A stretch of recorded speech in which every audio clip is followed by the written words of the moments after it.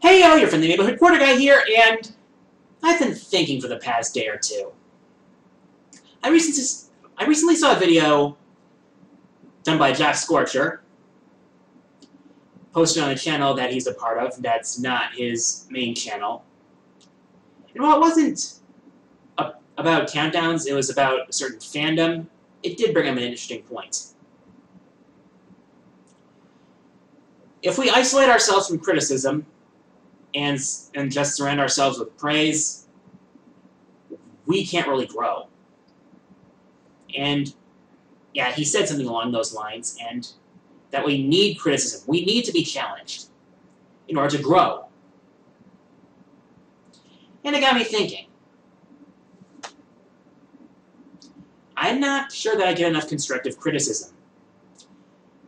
Most of the comments in my videos are either praise, which I'm thankful for, but most of the complaints I get are about stuff that I either can't control, such as my voice, or stuff that's just petty, like trashing me for my opinions.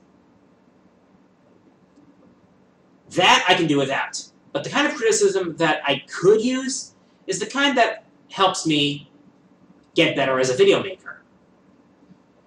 For example, constructive criticism that I've gotten that I've taken to heart, for example, overuse of references, I've been trying to cut down on that. Quality of my microphone, I got a new mic for that last year.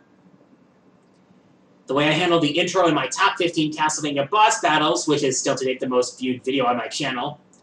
I put up an annotation link so you could bypass that and get right to the prologue. As far as my swearing goes in my major videos, well, let's just say that's mixed. I usually do that in my more negative videos, though there is a small amount of swearing in even my positive videos. Another thing I've been thinking about is some people tell me that I'm not funny, and I want to be funny, but here's the thing. Humor is subjective, and what's funny to some people probably isn't to other people. Also, I try to make it a point not to make too many dirty jokes or to piss people off. That's sort of just my style of humor. If it means being campy or being a large ham, then I don't know.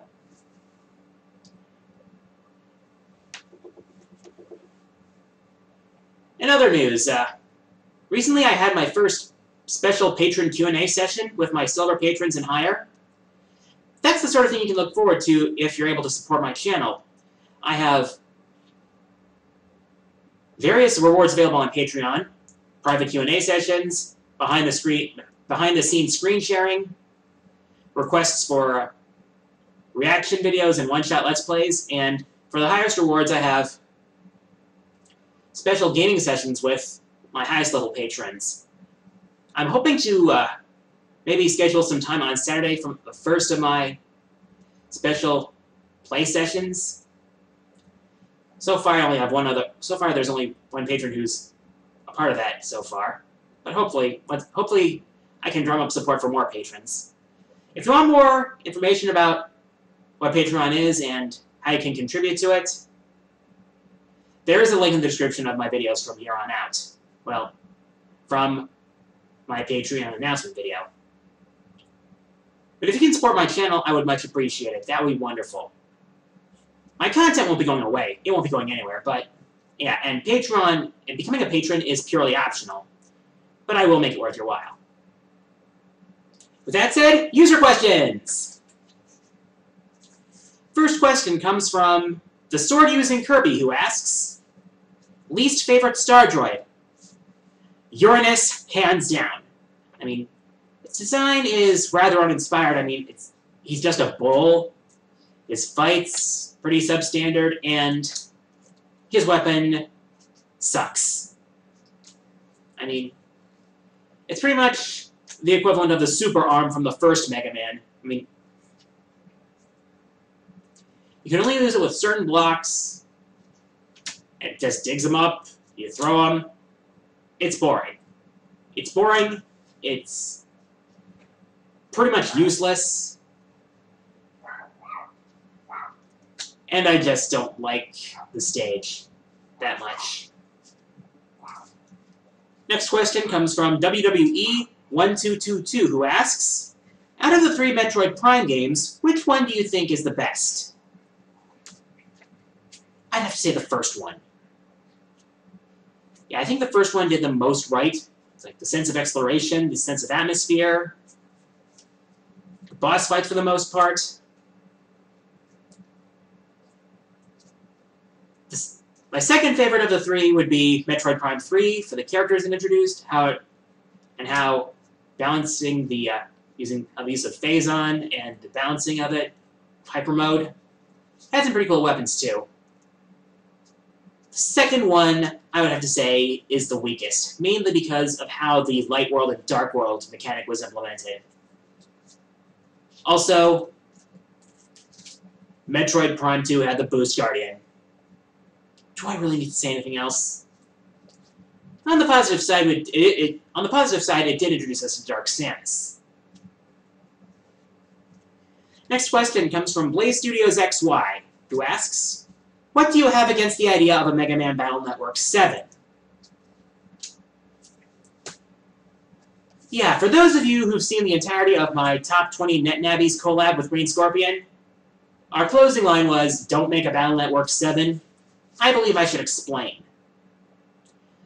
Battle Network 6 did a good job of wrapping up the story. It wrapped up the plot, it wrapped up the stories of the characters, and it pretty much left no need for another one. Granted, there is a fan game being made called Mega Man Battle Network Chrono X, but that is a fan game and not canon.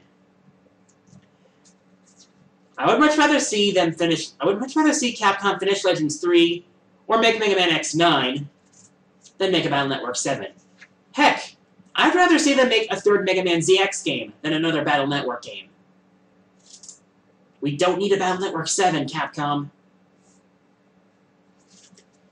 Next question comes from Zero Tails, who asks, would you recommend the Mega Man Battle Network series?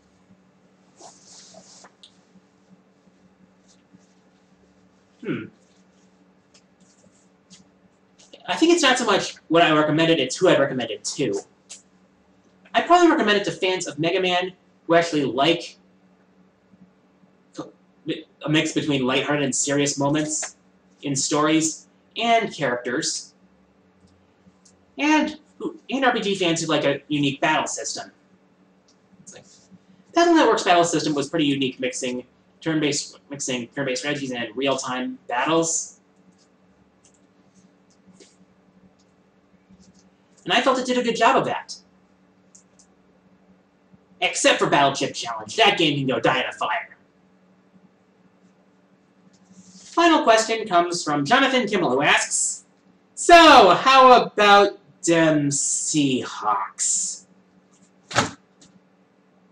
Shut up.